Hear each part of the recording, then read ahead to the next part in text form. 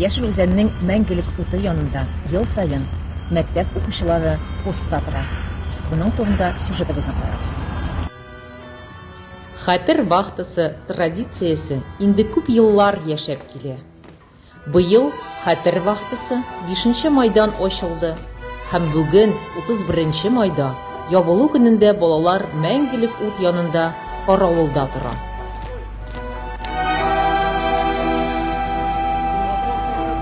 Мне кажется порою, что солдат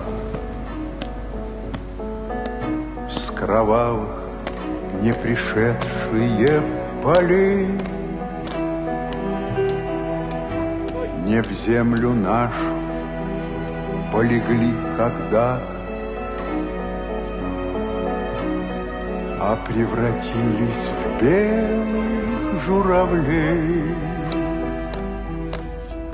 Динар, сезгә шундый сорауым бар. Сезнең гимназия, 5нче гимназия, ничә көн менә бу Хәтер вахтасында басып торырга тиеш? 2 көн генә. Без армыйбыз, все хорошо. Сезнең өчен әлеге чара мөһимме? Бу истәлекле көннәр, хөрмәтле көннәр. Без бөек ватан сугышы вакытында үлгән солдатларның калмас өчен постта торабыз.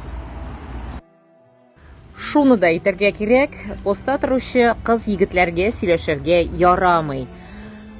Фотога төшәргә рөхсәт иттеләр. Летит, летит по небу клин усталый, летит в тумане на исходе дня, и в том строю есть промежуток малый. Быть может, это место для меня.